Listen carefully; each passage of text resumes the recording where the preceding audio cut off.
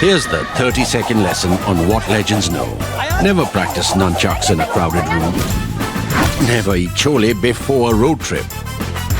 Always take your shirt off before you iron it. Don't take a call near a swimming pool. And don't forget, saving is not investing. Legends don't just save, they invest in mutual funds. Mutual fund investments are subject to market risks. Read all scheme-related documents carefully. Cut the Clutter today stays with politics, but with a difference. Not Indian politics, not politics in the neighborhood, Pakistan, Bangladesh, Nepal, Sri Lanka, no. We are taking you to Europe. Normally, we don't pay European politics so much attention. America, yes. Some countries in Africa also. Some countries in Europe. The Ukraine-Russia war, for example, that's been a source of news and curiosity. Britain, but Europe as such. When you say Europe, you mean European Union, 27 countries. Now, the reason we are going there and we are taking you there is because a phenomenon has been rising in Europe. And that is the rise of the hard right in Europe. Generally, if you ask people on the street, in a college, at a university, what do you think of Europe? What is Europe's politics like? People would generally say, chances are the default answer would be liberal, socialist, welfareist, stuff like that. That's why it's interesting and important that in Europe, it isn't just the right that is rising, but also the far right that is rising. So rise of the right we have seen in many countries now. The right has taken over, including in Scandinavian countries, which were seen as the home of the most successful socialism or the poster boys of socialism. The political right, or today I can say the moderate right or center right, has risen there. So there is a rise of the right across Europe. There are a couple of outliers or those who have bucked the trend, but generally there is a rise of the right across Europe. But the important thing now is the rise of the hard right. The latest example there is Portugal. Portugal has had an election. That election has led to a change in government, although nobody's got a majority. One reason nobody's got a majority also is that a third party has arisen. Now, usually if you see politics in Europe, it will be like a two-party system or a two-coalition system, one a bit to the left, one a bit to the right, but not that far from the center. So both parties or both combinations have generally been following conventional rules of the game, conventional approach to governance, continuing on with the foreign policies of the previous government, of the predecessor, and so on. But now these disruptive new parties are coming in. What has happened in Portugal? Portugal is a country in which we should be interested. After all, a part of our country was colonized by the Portuguese, Goa namely, and India had to fight a war, a short war, but a war involving Army, Navy, Air Force to liberate Goa. With Portugal, Goa still retains very deep cultural, religious, linguistic, ethnic contacts and relations. Portugal's outgoing Prime Minister who resigned in 2023 towards the end of 2023 in the midst of a controversy because his chief staff officer was raided and investigated for bribery, and some 75,000 euros in cash were found in his bookshelves, literally between books. So to offer himself for investigation, Antonio Costa, who has a bit of an Indian connection, his father was half Indian. His father, Orlando, a well-known author, was born in Maputo in Mozambique. One set of his parents was Indian origin, and that's the reason Antonio Costa is considered to be half Indian. Our Prime Minister Modi has hailed him as such. Also in Portugal, he was popular, he was a socialist. He was popular as Babush. Babush is the Konkani expression for a loved one, like a Bachu, Pappu, like a bit like that, Babush. So that's how he was known. He, however, had to resign under the shadow of this scandal, which, by the way, never found anything against him. So he's innocent. His staff officer, yes, nothing against him. But he lost power like that, and his party now has lost power. So the Socialist Party, which had won a majority the last time there was an election in Portugal, because in 2021 they had failed to pass a budget. The coalition partners had failed to pass a budget, after which the president ordered a fresh election in which the Socialists got a majority. And now, because midway through that term, the Socialist Prime Minister, despite his majority, resigned under the shadow of this scandal, they were not able to set up a plausible government after that, and a fresh election was held. Now, normally you would have thought a fresh election means there is a centre-right party and there is a left of centre party. Left of centre party is the Socialists. The interesting thing in Portugal is, and this is a bit of a confusing thing, even the right of centre party is called Social Democratic Party, or SDP. So the chances were that either SDP, which is the centre right party, they will get the votes, or Socialists will get the votes.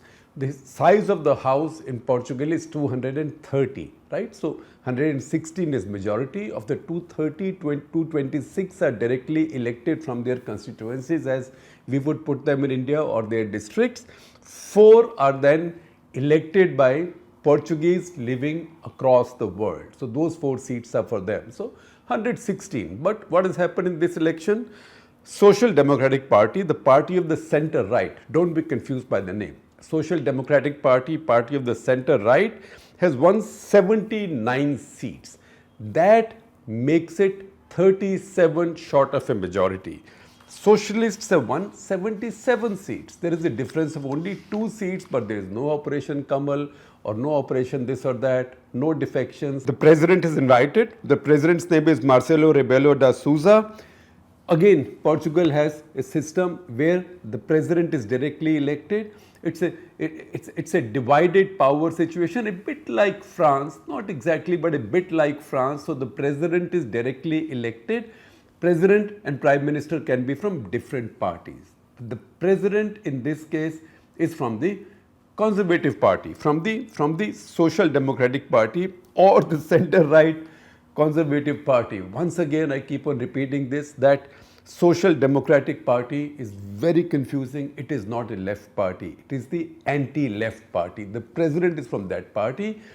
Following the convention, he's invited the leader of the largest group being SDP, Social Democratic Party, the centre-right party, its leader Luis Montenegro, to be sworn as Prime Minister.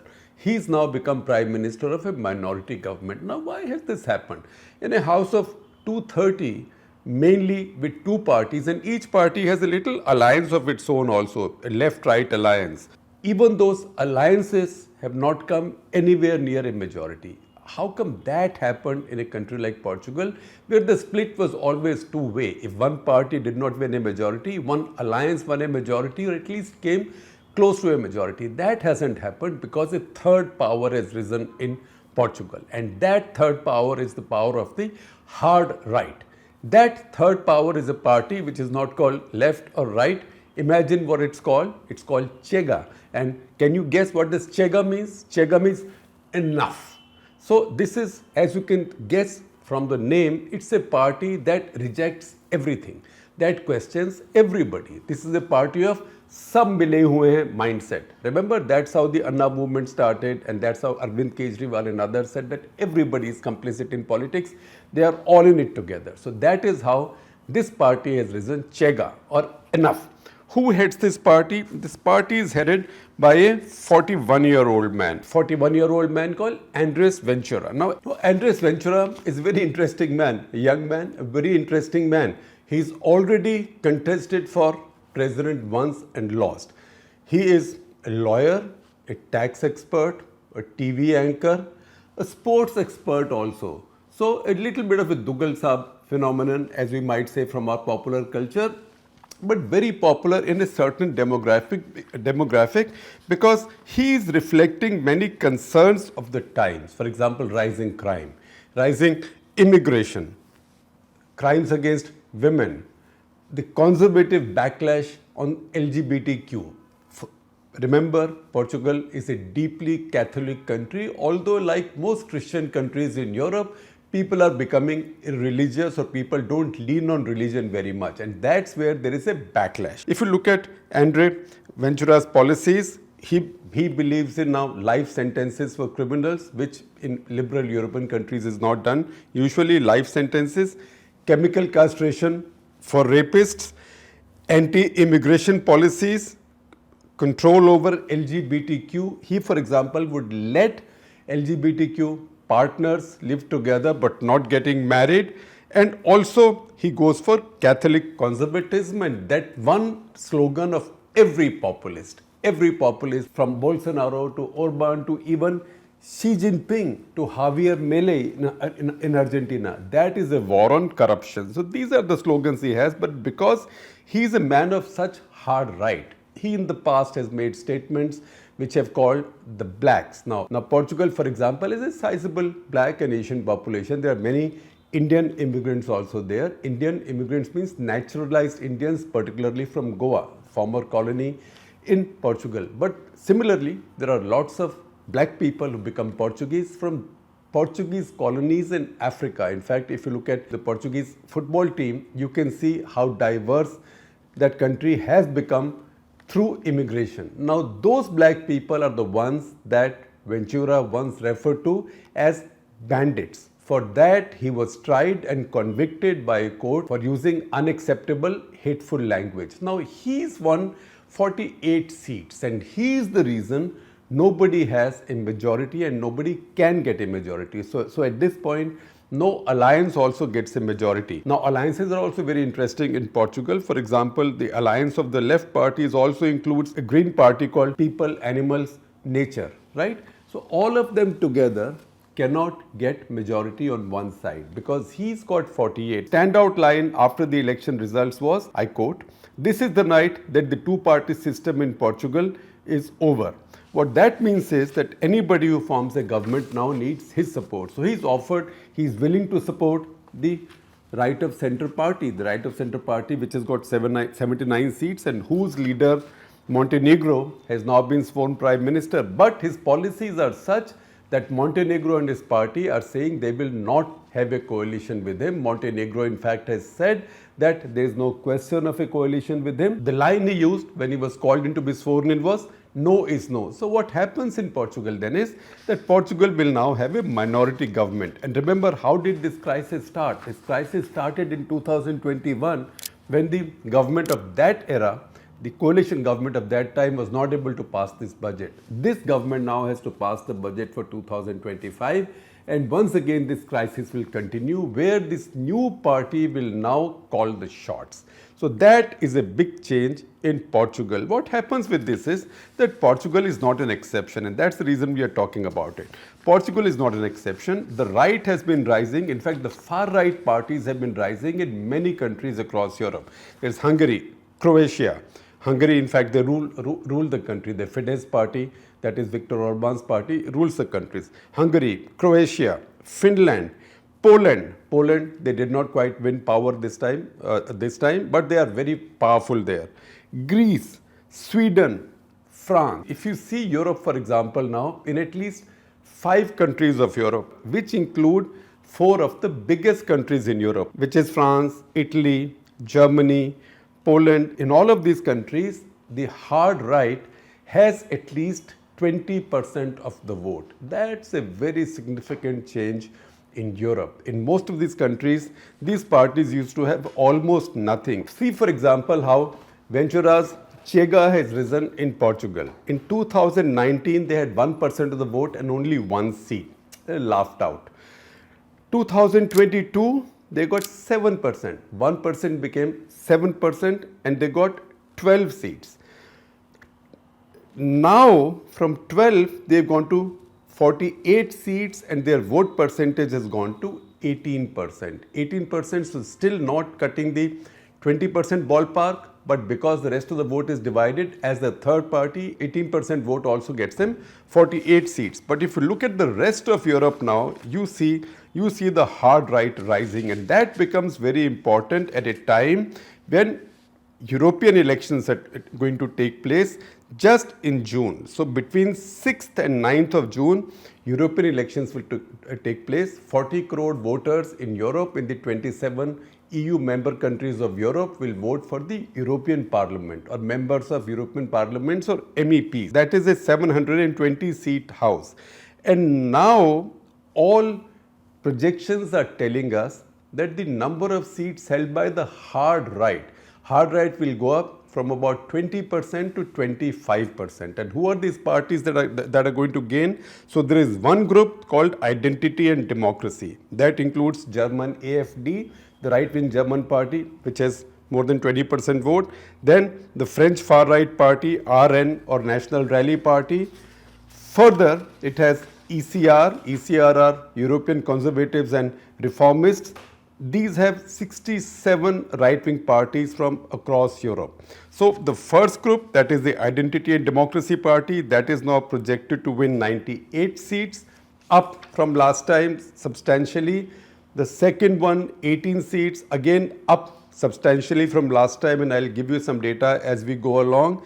So if you add these two, the Identity and the Identity and Democracy group, and then the ECR, European Conservatives and Reformist group, with a third group, that is Viktor Orban's Fidesz, that is A plus B plus C. This adds up to about 25% of the seats. And see also how these combinations are formed. The first combination, Identity and Democracy, that has German AfD and French far-right party, National Rally or RN, I told you. ECR includes, it has 67 right-wing parties, but it also includes Poland's Law and Justice Party, or PIS as it's called. It used to be in power earlier. Brothers of Italy Party, which is right now in the ruling coalition. And I told you the third group is Viktor Orban's Fidesz party. Now, conventional parties in EU, also in MEP, they followed a principle of cordon sanitaire around them. So cordon sanitaire means that I will talk to these people, but then there are parties who follow a certain ideology or a certain way. I will not even talk to them, I will not relate to them, I will not do coalitions with them. These hard right parties pass that definition. So the leading party in European Parliament is EPP, or European People's Party. It's the largest, the oldest party, center right, just a little bit to the right of center, very mainstream party. It has been fighting the left plus Greens all this while. Now it's been increasingly fighting the far right as well. So what is center right has actually become middle of the road and centrist in this equation in European politics. However, the parties which have the momentum, or parties which are rising, are the far right parties. Now EPP chief Manfred Weber was quoted in Politico as saying that he will have no time, his party will have no time for those who are anti-European or of the radical right. And he said that he has three principles. My three principles are: one, parties we deal with have to be number one, pro-Europe, number two, pro-Ukraine, and number three, pro-rule of law. Now, it is one thing to say that, but the fact is that his party and his allies have been losing votes election after election. And their allies are also losing votes in their respective countries where they come from. And where are those votes going? Those votes are going rapidly to the far right parties. European Council for Foreign Relations has done a projection of results. That result shows that still EPP and its ally SND, which is Socialists and Democrats, they will perhaps continue to have a majority for now, but in the long term they are facing a decline. But they will continue to decline. In fact, there are some numbers given which I am not sharing with you because it's too much detail. Just that the decline is a well-established projection. Similarly, the main gainers in the process will be hard right. And hard right means both coalitions of hard right will gain, and that is the direction Europe is headed to. That is what Putin's looking at very closely, because he thinks as the nationalist right rises in Europe, these parties will be less committed to the joint European causes, which means these parties might also be less committed to the defense of Ukraine and to a joint fight against Putin or Putin's Russia. That is what he's counting on. Having said that, I can only underline to you that Giorgia Meloni came to power in Italy on very much a similar rhetoric, in fact much more colorful right-wing rhetoric than we've seen that from many of the other leaders, comparable in some ways to Geert Wilders, who's won a bunch of seats in the Netherlands that we spoke about in a Cut The Clutter episode just the other day. I will share a link with you because the Netherlands has also voted right in some ways, but also has given a lot of seats to the hard right, following the same trend and phenomenon.